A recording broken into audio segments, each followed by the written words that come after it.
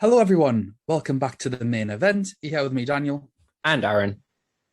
Aaron, we're on to Group E, which is actually just the third group that we've done because we are doing these out of sequence. Although technically, I think have we done D and E now? Or we've gone from F No, to E. yeah, Working, C to F. It would have been nice if we had like spell out like a secret word or something, but yeah, we're not that smart. We missed hadn't thought of that. opportunity. Never mind. So we're working backwards in sequence now. So we'll jump right into the video. For anyone that hasn't seen any of our previous, we're just going to talk through the teams in each group, who we think's going to play, who has been playing, who's been getting the returns, and we'll look at some price points regarding each position, and then we'll have a little prediction at the end about how we think the groups are going to finish. So first up, Barcelona, another team with a very quiet transfer window. Everyone's in and everyone's out, although quite a few of their players that they have brought in have been injured or not quite fit. The big departures, though, Messi, Griezmann, and we'll say Pjanic. We'll give them a shout out. Might as well. Barcelona, gratefully, a team that are very consistent with their formation at the minute. They're playing 4-3-3. It's the same as last year, though, Aaron, where Neto started the first few games and ter Stegens came in. I don't know whether that was just as he had a bit of time off after the Euros. I don't know. Serginho Dest played the first two games of the season at right back, but Emerson came in for the previous game. Eric Garcia and Piqué are the first choice centre-backs. However, Gerard Piqué is injured. So for the previous game, Araujo and Longley both came in. So it'll be interesting to see whether it's Araujo or Longley that's going to start. Likely with Garcia. I imagine it'll be Longley because he plays left side and Garcia will play right. That is what I think it would be. Jordi Alba still going at left back, played every game this season. De Jong and Busquets nailed in that midfield. Pedri and Sergio Roberto, are rotating a little bit. Roberto seems to be coming off the bench and he's very interesting. He's got a return in every game so far. He came off the bench to score, came off the bench, get an assist, started the last game, got a goal. But I think he picked up a little niggling injury in that game, so we do need to keep an eye out on him. Griezmann's played every game at right wing. He's been sold. That'll be interesting. Depay up front with Braithwaite on the left. Depay, another player with a return in every game. He's got 2 goals and an assist. Braithwaite with 2 goals and an assist just in the first game, but has then failed to return since then. Outside of that, De Jong's picked up a couple of assists. Alba's got 1 assist, which is pretty usual for him. He loves an assist. And Gerard Piqué has also got a goal, but as we mentioned earlier, he's injured. Aguero's still injured, but Ansu Fati reportedly is going to be fit for the Champions League. Now, whether that's match fit or just fit enough to be taking part in training in the matchday squad, we don't know yet. So I'd still say stay clear of that. Aaron, what are your thoughts on Barcelona? You got anyone in your team so far? Currently, I've got Depay as my third striker. I think that he, in terms of the other forwards, he's like with the national team, it showed that if everything's built for him, he will succeed. And that was the same situation in Lyon before he came to Barcelona. Same with the Dutch national team. So I think that it's quite interesting. I don't know about Aguero, whether his injuries or anything. If he starts, I think Depay will just move out to the left. So I think Depay is a bit more of a solid pick compared to the others. But I think it's really weird in terms of fantasy because I think this is the cheapest Barcelona team we've ever had on fantasy, which is just really weird because obviously Messi's not there and just loads of departures. Just really, we could talk all day on how the clubs ran. We're not going to, thankfully. But I think if we went back in time and we assembled this team, it would actually be really good. Maybe not De Jong and stuff because who knows, they're probably kids. But like some of the others, like Aguero, Depay, Coutinho, stuff like that, they would be great. And it's just a shame that it's kind of all of them are coming to the end of the career. It's almost like an MLS team. Yeah, maybe not Depay. He's very young, Depay, isn't he still? Sort of, is he not I'm not 26? sure. Off the top of my head, I think he's 26 or 27. But yeah, I know what you mean, obviously, with Busquets, uh, Alba, Piqué. Alba, yeah, Piqué. Just for results, they've won 4-2, drawn 1-1, and won 2-1. So no clean sheets for Barcelona so far. The thing that really puts me off is their first game's Bayern Munich, I think. I mean, a good Barcelona team got absolutely shafted off Bayern Munich 8-2. So I don't see me having any of these for match day one. The interesting points, like you say, Depay at 8.5 after match day one is got to be the best striker in that price point. Jordi Alba at 6 is way too expensive for, again, a player that I don't think is going to keep too many clean sheets. Obviously, we'll see the teams later on. He might have a chance against them, but 6 million for your match day one against Bayern, no chance. Braithwaite at 6 is currently in my team. I am thinking about changing. So basically, I put in price points for my team so far just to make things really manageable and really, really easy in my first draft. They're not necessarily the players that I want. So I've got Kevin De Bruyne in there because he's the most expensive midfielder. Obviously, he's injured. So I think I might just make a straight swap, go De Bruyne to Ronaldo, and then get a 6 million midfielder in instead of Braithwaite. Because again, I don't like Bayern Munich, but afterwards, he's annoying. He picks up goals. He's far too arrogant and self-confident for his abilities. But I don't care. I just want his points. But the most interesting player is Sergio Roberto. He's a defender on the game for 5 million.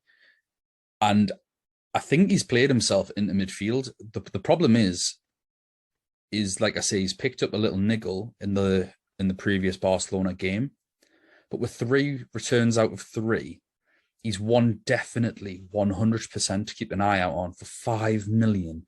When you consider players like Aaron Wan-Bissaka are 5 million. Again, wouldn't be going to them for match day one because we're not entirely sure.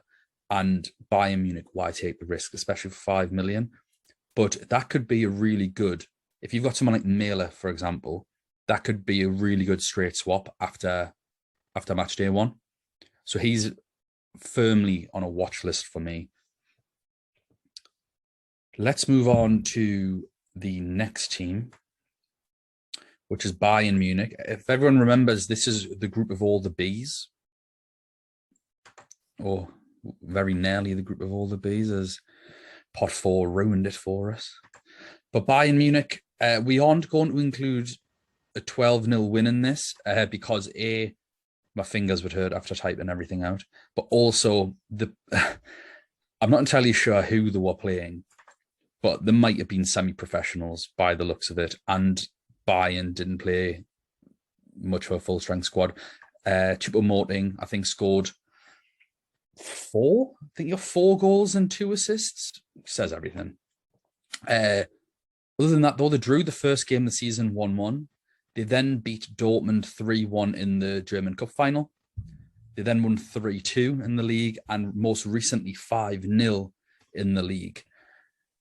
No surprise to see Robert Lewandowski scored in every single one of those games. He's got 1 goal, 2 goals, 1 goal, and then a hat-trick.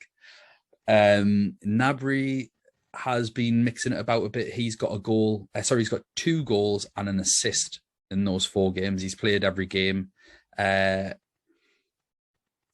Muller, 2 goals and an assist, played every game.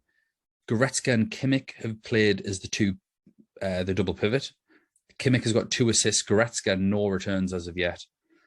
Davies has played every game at left back. He has 1 assist. So this is going to be really interesting, Davies versus Kimmich, which we talk about all the time anyway. Sula's played every game at centre-back with Upamecano. Right-backs have been rotating. Stanisic and Nianzou have rotated a little bit, which is interesting because where's Benjamin Pavard? Is he injured? Has he been... has he just been rested because of France at the Euros? Neuer's obviously the goalkeeper, although there are rumours that he's picked up a little niggle as well. So that's it's pretty straightforward for once for a Bayern Munich team. The one area of greyness which we talked about, I think it was last night or the night before, Aaron, is Musiala versus Sané. So you were talking about Sané. Do you want to just repeat the conversation that we were having? Yeah, so a couple of people might know, but we've started playing the Gaffer Super League just to kind of make our research a little bit easier and just to kind of, because why not fit another fantasy game into our lives? There's never too much. So, and I had Sane in my team. He was a bit cheaper on that game. And recently, just because of his performances, he's been, from my understanding, he's been getting booed off. The home fans are not happy. I even read after we had that conversation yesterday that Aston Villa are going to put in an offer to take him on loan till the end of the season for January. So Sane to Aston Villa might be on the cards. His agent is currently exploring options. So That's shocking, that is. That's a fall from grace. So that left side, or the right side, whatever Sane played. I know we used to have Gnabry, Muller, Coman behind Lewandowski, but Musiala's becoming too good to ignore. He put in great performances and he's starting to appear more and more in Nagelsmann's sides. So I think it's going to be interesting, especially because of his price point at 6.5. The other players that you would potentially look at around that point, it's like defensive midfielders. And so if you can get an attacking Bayern Munich midfielder for that price, especially maybe even later in the group, when a lot of teams are rotating, bring in Musiala, he's going to be an attacking threat. And I think it's just going to be very interesting to see. Obviously, Bayern Munich play Leipzig this weekend before the Champions League. Nagelsmann trying to get one on his old team along with a couple of other players. So yeah, I think it's going to be quite interesting to see what 11 start with that, because it's probably going to be the same starting 11 against Barcelona. And if Musiala's there, he's probably better than, definitely got a higher ceiling than some of these defensive midfielders who you're probably looking for 4 or 5 points. For anyone that's curious, Musiala has a goal and an assist in his last 2 games. He started the last game. He came on for Sané in the game before. Sané did come on for him in the previous game, though, and got an assist. So I do think he is going to be I think he'll start, and I think he's going to be a 65-minute man, personally. I think he'll be one of the first ones to get hooked off. But for his price, that's sort of the gamble that you're taking. I do think we can probably afford to wait a week with them playing Barcelona. I do have 0.5 million in the bank for that team that I was just talking about earlier. So he could be the 6.5 that I go to. If I was to change Braithwaite and KDB for Ronaldo and another, he could be the another. Let's discuss Kimmich versus Davies. For me, there will always just be one choice, and that's Kimmich. Do you feel the same?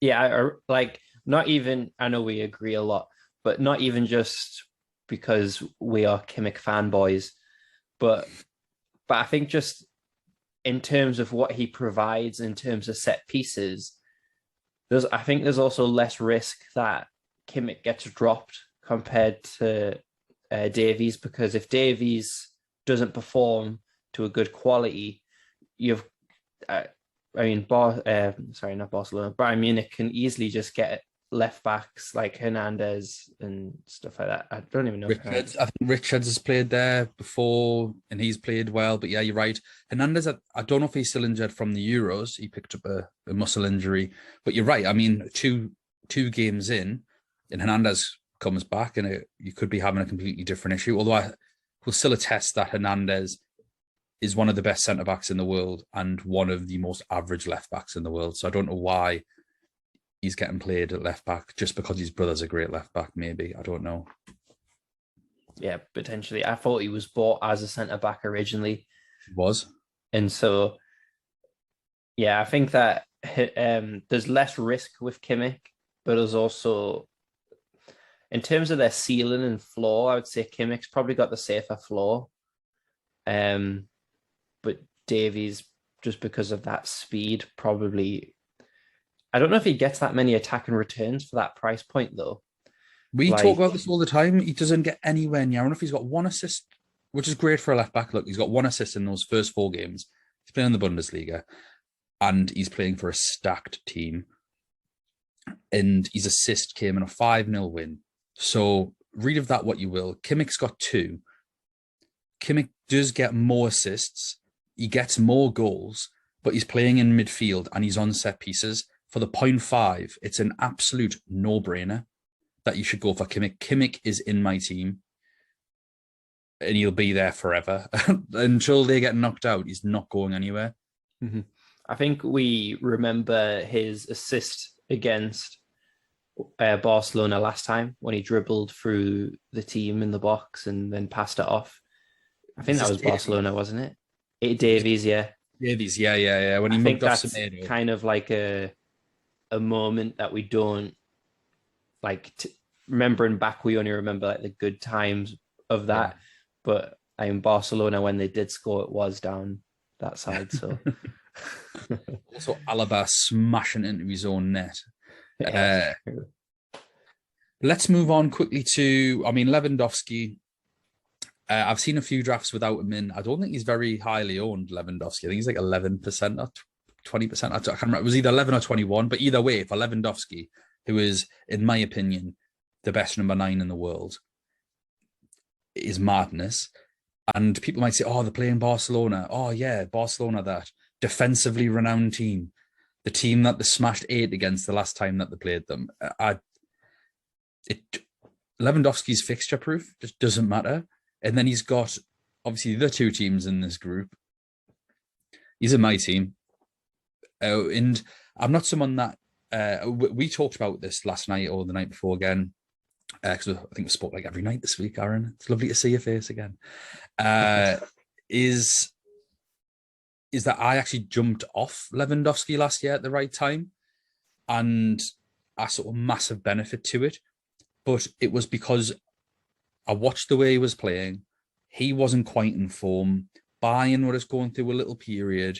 The fixtures didn't really suit him too much. That's not the case. He scored in every game. He's got, 7 goals in 4 games. That's insane. Like, he's playing... It's not like he's playing no one either. He's played Dortmund. I think the team that they played for opening day weren't bad either. Obviously, they drew. I think it was Mönchengladbach. So, don't pick him at your peril, is what I'd say. Some interesting ones. Nianzou, who's played at right back and came on as a substitute at centre back, is a £4 million defender. I personally won't be going there because, in the words of Aaron Graydon, you get what you pay for. And I think he's just a rotation risk. But if there's injuries, he could really pick up a place. Stanisic, £4.5 million, Bayern Munich right back. He's played 3 out of the 4 games. I don't know where Benjamin Pavard is. He's lost. He might be in that Argentinian prison with the Aston Villa players. We don't know where he is. He's gone AWOL. That could be really interesting. £4.5 million. Obviously, when Pavard does inevitably come back from his adventures, he's going to be useless, but you can transfer him out. But if you want someone, he's there. Again, not for me. There's lots of £4.5 million defenders to go elsewhere. Goretzka at 7.5 is a no. I love Goretzka. I am an actual Goretzka fanboy. I think he's one of the best central midfielders in the world. He could play for any team on the planet. He's just not quite hit the ground running this year with returns. Normally, he just picks them up. He gets a header here and there, and I just don't think he's quite got that momentum. A little bit like how I was feeling with Lewandowski last year. I just didn't quite have the momentum. So I don't want to go there for 7.5 when Kimmich is 6.5 and can get clean sheet points. And the last player is Gnabry. What do you think of Gnabry at 10? I think it's just too much. I think you'd rather pay the extra 0.5 somehow and get Salah or Fernandes. I agree. Maybe not Fernandes, but... I'd rather have Gnabry than Fernandes, personally, just with Ronaldo. But even a better forward, you could get like Haaland, stuff like that. So Yeah, for me, it's a bit too much. It's kind of like Mane. He gets priced out the game because, yeah, it's just too much. Let's move on to the next team. The third B, Benfica. So they've actually played some Champions League qualifying games, which is really, really handy. Because one of the issues with teams like this, when they're just I think there's only really four teams in the Portuguese league, isn't there? There's Benfica, Sporting Lisbon, Porto, and I've lost Braga. It's like it's not Besiktas. We did them yesterday. Braga. Like they're the four traditional powerhouses of Portuguese league, and it's just sort of the cycle of teams that they play, and they will just rotate everyone. So it's really handy to have UCL information for those two games. They won 2-1 and then drew 0-0, so quite defensively sound. Out of those games, they played almost the same team. There was one change, so I'll go through that team just so that everyone knows who everyone is. Vlachodimos is the goalkeeper. Verasimo, the right back. Otamendi and De Silva centre-backs. Verasimo, Otamendi and De Silva are all centre-backs. Sorry, play three at the back. My apologies. I always do this. Gilberto, Weigl, Mario and Grimaldo. Grimaldo, left back. Left midfielder in real life. And then they had Silva and Yaremchuk play both games. And they rotated between Pizzi and Tarapt. I think Tarapt probably is first choice, but Pizzi's from what I remember, is a really, really good player. So I think in forward areas, they're probably a no-go. I've certainly not written anyone down that I'd be willing to punt on. Verasimo has a goal. Weigl has a goal. Yaremchuk has 2 assists, but is not off the mark yet. But Grimaldo does have a goal. And I think that's really where we should probably start with, just for anyone that cares. In the league, they've won 2-0 and 2-1. I don't really take much stock in it. And they have rotated. The last league game, the players were all over the shop. Vertonghen came back in. A player called Mete comes in. Everton plays on the wing. They've got a kid called Ramos up front and Nunes up front. I don't like it. Aaron. I don't like all this rotation for all their forward players. Grimaldo's a 4.5 million defender on the game that plays left-sided midfield in real life. And Verasimo seems to be nailed on at centre-back, 4.5 million, goal threat from set pieces. But I don't think there's much of a competition. You go Grimaldo. What are your impressions of Benfica? No, Grimaldo's a player that I wanted to highlight because he's quite highly rated around Europe. He's not a young left back anymore, but for the past few years, it was kind of a debate between him and Alex Telles, which was the better left back in the Portuguese league, because both of them were quite highly rated. Man United made their decision with Telles, obviously, but Grimaldo's still getting attention due to, for a little period of time, there was kind of a shortage on top quality fullbacks. So Grimaldo's still in a few transfer rumors, and I believe he takes a few of the corners as well. But in terms of an attacking left back, he's quite highly rated for 4.5. I think the only thing that puts me off is that you've got to face Barcelona and Bayern Munich twice. So it's probably not a great 4.5 pick, but he's definitely going to be a good differential. I believe he has 0% owned. So in terms of how the Benfica play, he's one of their outlets to attack down that left side, because a lot of them cut on their inside foot. So he's someone the only one I would really highlight from the team. Obviously, it's interesting that you've got some of these Premier League legends like Otamendi, Vertonghen. I wouldn't really call them legends, but we recognize them from the Premier League. Otamendi got in Team of the Years, won a couple of Premier League titles. Sort of Vertonghen, to be fair. He got loads of Team of the Years. But I think that's going to be the only thing that we go to in picking from this team, is that people will be like, oh, Vertonghen, 4.5. I'll go him. And I probably wouldn't. Everton is quite interesting though, because he's a really highly rated Brazilian winger who, until Richarlison moved to Everton, had that right winger spot in the Brazilian national team for a little bit. And I think that's going to be, I mean, I hope it's the same Everton. Someone can comment if it's not, but he's quite highly rated and he's only 24, 25-ish. So there's still a possibility of him making something of himself in Europe. And I think this is a good stage to do so. 6.5 attacking, but like what you said, Dan, there's a high risk of either losing his place to Rafa Silva or Tarat. Yeah, the rotation here is awful for Benfica. Awful. So I'd just be staying clear. The final team, the final B, Dynamo Biev, making up the numbers. They do have a few worrying injuries. Popov, their main centre-back, has a cruciate injury. Their first choice goalkeeper, Bushkan, has a back injury. We don't know when he's coming back. And Bujalski, who has played every game so far this season, he has 3 goals for them. He has an abductor tear. Don't know when he's going to be back. So these are already hit in major areas. They've drawn the first game of the season 1-1, then won 4-0, and then won 7-0. In terms of their players, who you can expect to play, Boyko should be playing in goal instead of Bushkan because of the injury. Kedziora at right back, Zabania centre back. They've rotated the other centre back between Sirota and Shabanov. Mikalenko is the left back. He has an assist. Kedziora, the right back, has a goal as well, just to let you know.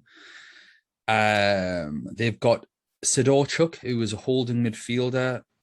Might get you some ball recovery points, maybe. I haven't even checked his price, to be fair. I probably should. I'll have a look in a sec. And then in midfield, they've got Shaparenko, Tiskanov.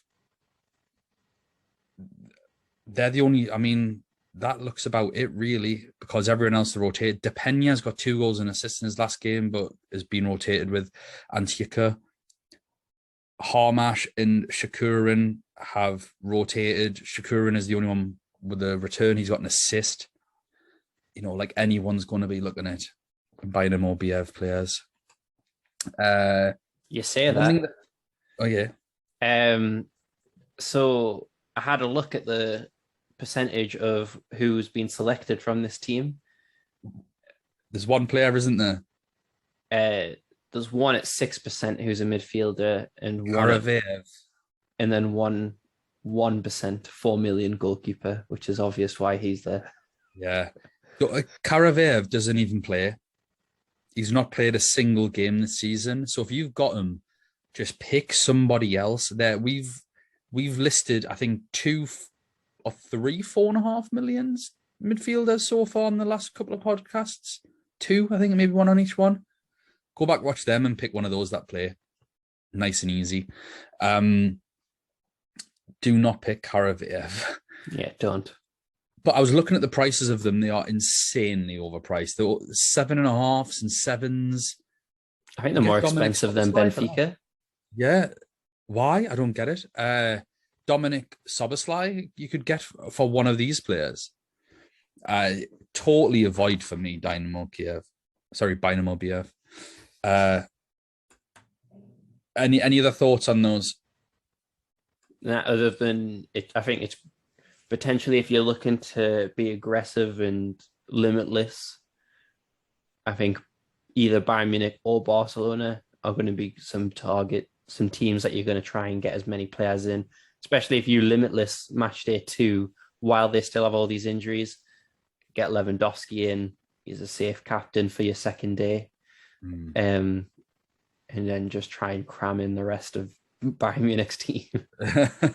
Getting as many as he can. How do you think this group's gonna finish? What's the 1 to 4 order for you, Adam? Aaron. New Adam is. Bayern Munich top, Barcelona second, and then Benfica. It's pretty boring, isn't it? and then Bynamo Biev last. Yeah, I've got the 4 in the order that we've done them in: Bayern, Barca, Benfica, Dynamo Kiev. Yeah, it's just pretty easy group. Just target Bayern Munich, I guess. Yeah, I genuinely don't even think Barcelona are going to get particularly, not in terms of points. I think they'll end up finishing. Actually, I don't know. I think Benfica will give them a good game. I think Benfica Barcelona is going to be a really, really, really good game. I think the Dynamo Kiev game is going to be really boring because I just think they're going to sit back, try and absorb everything, which is where a player like Lewandowski comes in at his own. He doesn't necessarily thrive on high lines or anything. Not that he's slow, he's still really quick, but in those tight spaces when he just needs that one touch, bang, into the roof of the net sort of goal, or getting his headers in, he's a man mountain. One of the goals that he scored at the weekend for his hat-trick, oh no, it wasn't, it was actually for Poland. I don't know if you saw it, his goal for Poland, where he's I wouldn't say he's Ronaldo levels in the air, but he's got to be the next best thing. How he leaps, how strong he is, you would not want to be marking him. He looks about 2% body fat, in just built like just so muscular, really, really looking after himself. So actually, I think he'll be really good in this sort of game. Whereas players like Memphis Depay, etc., I think might struggle a little bit more. But thank you so much for watching. We are on Twitter at UCL Fantasy Pod. Give us a follow. We will be releasing these pretty much one a day now until we're finished with them. And then on Tuesday, I think around 5 o'clock, we're going to live stream our team reveals, do a little bit of a preview, that sort of thing, just before kickoff, because we know that no one wants to be listening to Steve McManaman for any length of time. I don't even know who actually will be doing the previews, but it's all garbage. So we'll get you through it for the first 45 minutes, do some team reveals. We are also going to do a couple of team reveals throughout the week. We've got a couple of guests coming on, so look out for those as well. Don't forget to like and subscribe, and we'll see you next time for who knows what group.